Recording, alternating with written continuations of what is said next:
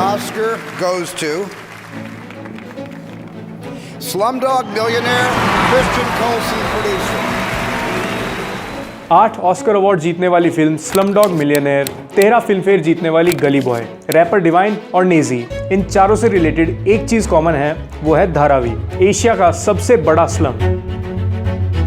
Mumbai India की सबसे wealthiest cities में से एक है। न्यूयॉर्क और लंदन के बाद यहाँ सबसे ज्यादा बिलियनियर रेजिडेंट्स हैं। इंडिया के स्टॉक मार्केट एक्सचेंज से लेकर आरबीआई और एसबीआई जैसी बड़ी बड़ी फाइनेंशियल बॉडी के हेडक्वार्टर्स भी मुंबई के अंदर ही हैं। केवल मुंबई सिटी इंडिया के जीडीपी में 6.16% कंट्रीब्यूट करता है, जो कि काफी स्टेट्स से भी ज्यादा है, और इसी वजह से मुंबई को इंडिया का फाइनेंशियल कैपिटल भी कहा जाता है। लेकिन ये पैरामीटर सिर्फ मुंबई की एक साइड की तस्वीर को दिखाते हैं। मुंबई की एक दूसरी साइड भी है जो इसके बिल्कुल अपोजिट है। एक साइड वो भी है जहाँ एक टॉयलेट को यूज करने के लिए हजारों लोगों की लाइन लगती है, और जहां एक छोटे से 200 या 300 स्क्वायर फीट के घर में 15-16 लोगों की फैमिली रहती है। स्ट्रीट्स इतनी पतली हैं कि एक बार में एक आदमी निकल भी नहीं सकता, और साफ पानी, इलेक्ट्रिसिटी और स्ट्रीट लाइट जैसी बेसिक फैसिलिटीज भी आज भी यहाँ मैक्सिमम लोगों के लिए एक लग्जरी है। हम बात कर रहे हैं एशिया के सबसे बड़े और वर्ल्ड के 3rd लार्जेस्ट स्लम धारावी की। आज जानेंगे कि कैसे एक दलदली जमीन वाले मैनग्रोव फॉरेस्ट से धारावी एशिया का सबसे बड़ा स्लम बना।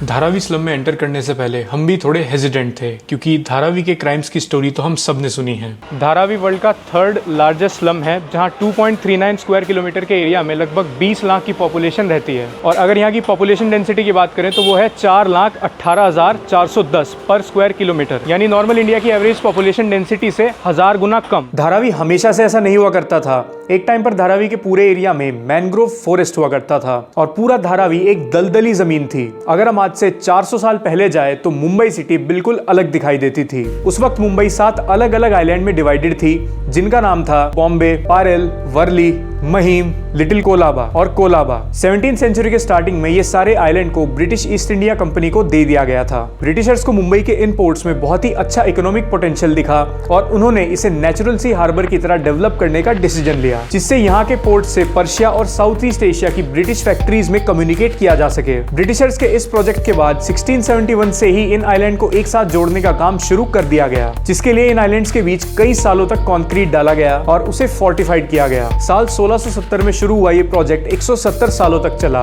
और फिर 1838 के आसपास ये सारे आइलैंड आपस में कनेक्ट हो चुके थे। इस पूरे प्रोजेक्ट का इंपैक्ट आज के धारावी पर भी हुआ। 18वीं सेंचुरी में धारावी ऐसा अकेला आइलैंड था जहां मैनग्रोव फॉरेस्ट थे, लेकिन ब्रिटिशर्स के प्रोजेक्ट से मैनग्रोव फॉरेस्ट का मैक्सिमम हिस्सा खत्म हो चुका था। फिर लेट 1800s में धारावी में लोगों की बसावट शुरू हुई, और जो लोग यहाँ सबसे पहले आए थे वो थे फिशरमैन, जिनकी कम्युनिटी का नाम था कोली। इसीलिए धारावी को कोलीवाड़ा के नाम से भी जाना जाने लगा। धारावी में एंटर करते ही हमें बहुत पतली पतली सड़कें और उनके ऊपर काफी सारा प्लास्टिक वेस्ट देखने के लिए मिला। कुछ वेस्ट बोरी के अंदर बंद था और बाकी का ऐसे ही सड़कों पे पड़ा हुआ था। इनिशियली इस वेस्ट को देखकर लग रहा था कि धारावी महज एक डंपिंग यार्ड है, लेकिन धारावी के बारे में एक बहुत ही फैसिनेटिंग फैक्ट ये है कि मुंबई में जनरेट होने वाला 60% प्लास्टिक वेस्ट धारावी में ही रिसाइकल किया जाता है। इसे रिसाइकल करके काफी सारे फिनिश्ड प्रोडक्ट्स को बनाया जाता है। और आपको जानकर हैरानी होगी कि धारावी स्लम एरिया होने के बाद भी इंडियन इकोनॉमी में $1 बिलियन का कंट्रीब्यूशन करता है, और 2.5 लाख से ज्यादा लोगों के लिए एम्प्लॉयमेंट भी जनरेट करता है। अगर यहाँ पे फैक्ट्रीज की बात करें तो यहाँ पे 15,000 से ज्यादा वन रूम फैक्ट्रीज है, जिनके थ्रू लाखों लोगों को एम्प्लॉयमेंट मिलता है, जो अलग अलग चीज़ें मैन्युफैक्चर करती हैं। और यहाँ ऐसे बहुत सारे फिनिश्ड प्रोडक्ट्स भी बनते हैं जिन्हें हम अपनी डेली लाइफ में यूज़ करते हैं। तो यहाँ पे जो बैग मैन्युफैक्चरिंग का काम चल रहा है, ये पोलो और सैमसनाइट का इन पे बैजिंग लगती है, और यही लोग फिर इसे अमेज़ॉन, मीशो और अलग अलग वेबसाइट्स पे बेचते हैं। यहाँ पे हो रहा है फैब्रिक डाई करने का काम। ये वही कवर्स हैं जो हम अपनी बुक्स पे चढ़ाया करते थे, लेकिन हमने कभी वो बुक्स ज़्यादा पढ़ी नहीं। और यहाँ पे एक टाइम की मील का प्राइस है 30 रुपीज़।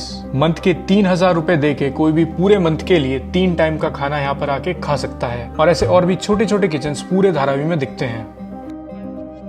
1890s के आसपास धारावी में पहली लेदर फैक्ट्री एस्टैब्लिश हुई, और धीरे धीरे ज्यादा लोग धारावी का हिस्सा बनने लगे और यहाँ आकर रहने लगे। 20th सेंचुरी के स्टार्टिंग तक धारावी में एक बड़ा गांव बस चुका था, जिसकी पॉपुलेशन कंटिन्यूअसली बढ़ते जा रही थी। 1947 में इंडिया इंडिपेंडेंट हुआ था, और तब तक मुंबई एक बहुत बड़ी इंडस्ट्रियल सिटी बन चुकी थी, और इस चीज ने धारावी में दूसरी प्रॉब्लम पैदा की। सिटी के बीचों बीच होने की वजह से धारावी के आसपास जितनी भी बड़ी फैक्ट्रीज थी, उनमें जो भी कचरा और वेस्ट हुआ करता था वो सब लोग धारावी में ही फेंकते थे। मुंबई की फैक्ट्रीज के लिए धारावी एक डंपिंग यार्ड का काम करने लगा। वहीं आज़ादी के बाद जब देश के अलग अलग हिस्से से लोग मुंबई में आते थे तो उन्होंने भी धारावी में ही माइग्रेट करना शुरू कर दिया, क्योंकि वहाँ कॉस्ट ऑफ लिविंग कम थी। जो लोग मुंबई में कम वेजेस में काम किया करते थे उनके लिए धारावी ही एक वन एंड ओनली ऑप्शन था। और इसके बाद एक ऐसी चीज़ जिसे धारावी आने के बाद इग्नोर नहीं किया जा सकता, वो है यहाँ की लिविंग कंडीशंस। ये जगह इतनी डेंस है कि यहाँ व्हीकल और गाड़ी की तो दूर की बात, कहीं कहीं जगह तो सनलाइट भी मुश्किल से पहुँचती है।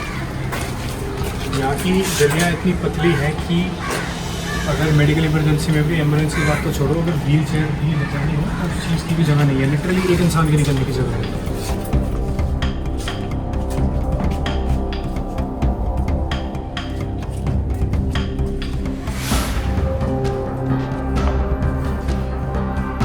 अब मुझे अब समझ आया कि यहाँ कितने छोटे एरिया में 20 लाख से ज़्यादा लोग कैसे रह रहे हैं। और जितनी हमारे घरों में गैलरीज होती है ना, उतनी बड़ी तो यहाँ पे 2 घरों के बीच की सड़क है।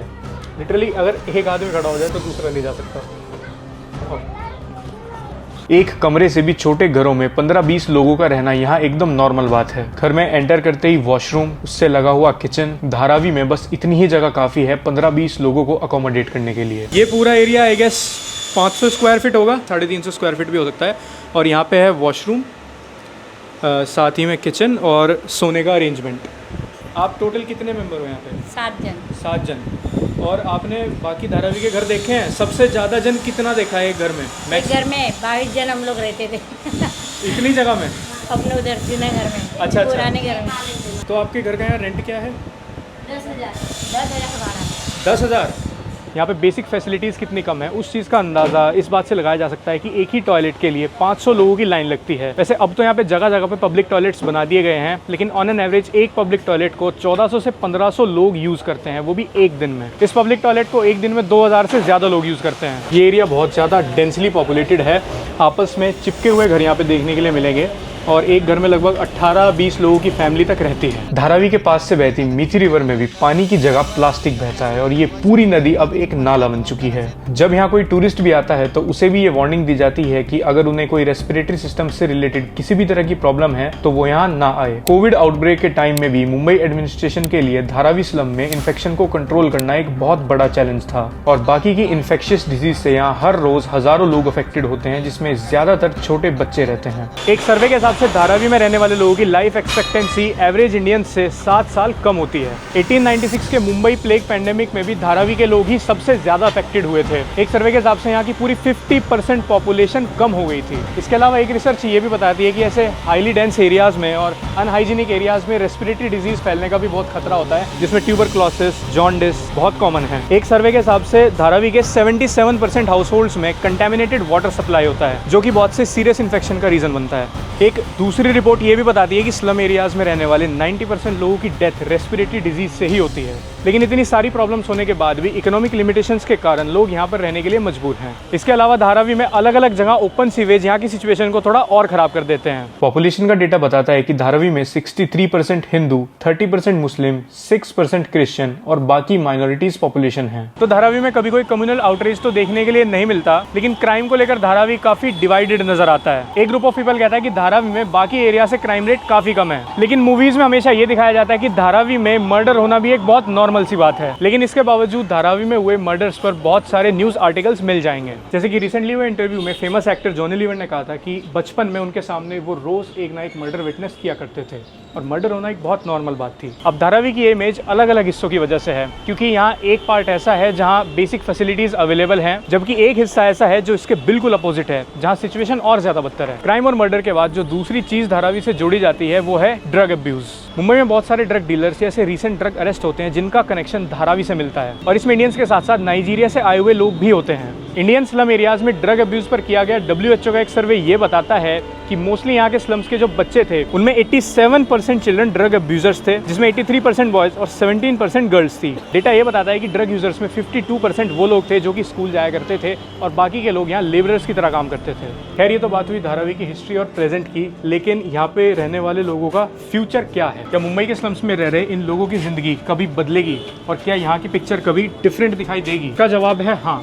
अगर सब कुछ ठीक रहा तो 2040 तक धारावी एक मॉडर्न टाउन बनते हुए भी दिखाई दे सकता है, क्योंकि गौतम अडानी ने धारावी को डेवलप करने के लिए 23,000 करोड़ का एक प्रोजेक्ट शुरू किया है। प्रोजेक्ट के प्लान के अकॉर्डिंग धारावी के लोगों को अडानी ग्रुप्स फ्लैट बनाकर देगा और फिर धारावी में लोगों की जमीन पर नए नए प्रोजेक्ट शुरू किए जाएंगे। इस पूरे प्रोजेक्ट को अलग अलग फेजेस में पूरा करने की प्लानिंग की गई है। धारावी के इस प्रोजेक्ट पर बात करते हुए गौतम अडानी ने यह कहा कि वो यहाँ लोगों की लाइफ की प्रॉब्लम्स को सॉल्व करना चाहते हैं और इस प्रोजेक्ट के साथ उनके पर्सनल कनेक्शन भी जुड़े हुए हैं, क्योंकि धारावी से उनकी पहली मुंबई की मेमोरीज जुड़ी हुई हैं। अब चाहे गौतम अडानी के इंटेंशंस जो भी हों, लेकिन धारावी के रीडेवलपमेंट के प्रोजेक्ट को लेकर वहां के लोग बिल्कुल भी खुश नहीं हैं। धारावी में रहने वाला हर एक इंसान इस रीडेवलपमेंट प्रोजेक्ट के खिलाफ है और ये पहली बार नहीं है जब धारावी के रीडेवलपमेंट की बात चली हो। 1960s के बाद ऐसा काफी बार हो चुका है, लेकिन बजट या सोशल इश्यूज के चलते ये कन्वर्सेशन आगे नहीं बढ़ पाती। अब लोगों के इस प्रोजेक्ट के खिलाफ होने के काफी वैलिड रीजंस भी हैं, क्योंकि अभी तक तो कहना यह है कि जो भी धारावी में साल 2000 से पहले रहा करता था सिर्फ उसको फ्लैट्स मिलेंगे, जो 2000 के बाद आया उसे नहीं। और इवन काफी सारे लोगों के पास पेपर वर्क भी कंप्लीट नहीं है, तो फिर उनके फ्लैट्स मिलने की अनसर्टेनिटी भी बढ़ जाती है। और जब धारावी में लोगों की जमीन एक्वायर की जाएगी तो वहां की इकोनॉमिक एक्टिविटीज पे भी एक इफेक्ट पड़ेगा और लोगों का मानना है कि ये चीज उनके एम्प्लॉयमेंट को भी अफेक्ट कर सकती है। और जब हम धारावी में थे तो हमने देखा कि काफी सारे फॉरेन टूरिस्ट भी वहां घूम रहे थे और एक रिपोर्ट ये बताती है कि हर साल 15,000 टूरिस्ट धारावी को विजिट करते हैं, जिसमें से ज्यादातर फॉरेनर्स होते हैं। धारावी स्लम पर इंटरनेशनल मीडिया ने भी इंडिया को कई बार क्रिटिसाइज किया है और कई बार इंडिया की नेगेटिव इमेज बनाने की कोशिश की गई है। इवन स्लमडॉग मिलियनेयर को 8 ऑस्कर दिए जाने के पीछे भी कई सारी कंट्रोवर्सी सामने आई हैं। लोगों ने कई बार कहा है कि इस मूवी को पॉपुलैरिटी दिलाकर वेस्टर्न कंट्रीज अपने एंटी इंडिया सेंटीमेंट को और ज्यादा स्ट्रॉन्ग करना चाहती हैं। लोगों का कहना था कि इस मूवी में इंडिया के उसी हिस्से को दिखाया गया जिससे इंडिया की एक नेगेटिव इमेज बने। वैसे ओरिजिनली ये एक इंडियन मूवी भी नहीं है, इसे एक अमेरिकन डायरेक्टर ने डायरेक्ट किया था और इस मूवी के लीड रोल में भी इंडो अमेरिकन एक्टर्स थे। धारावी ही इंडिया का इकलौता स्लम नहीं है, इंडिया के अंदर 6.5 करोड़ लोग स्लम्स के अंदर रहते हैं और अकेले महाराष्ट्र में 1 करोड़ लोग स्लम्स में रहते हैं। इस वीडियो में हमने धारावी स्लम की बात की जहां की पॉपुलेशन सिर्फ 20 लाख है। मुंबई जैसे और भी बड़े सिटीज दिल्ली, बैंगलोर, हैदराबाद, चेन्नई, कोलकाता जैसे शहरों में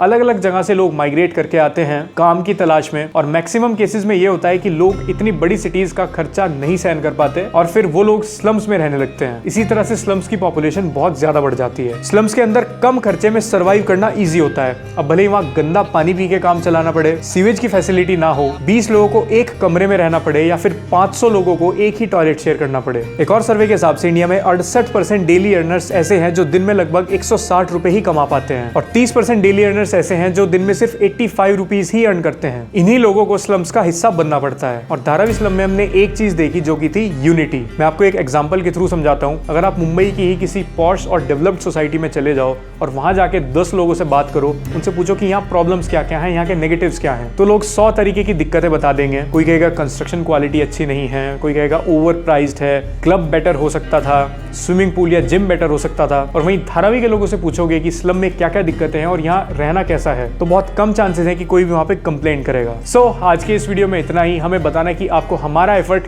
कैसा लगा, आप फ्यूचर में ऐसे वीडियोस देखना चाहोगे या नहीं। मेरे सोशल मीडिया हैंडल्स का लिंक भी डिस्क्रिप्शन में मिल जाएगा। अगले वीडियो में मिलेंगे, बाय।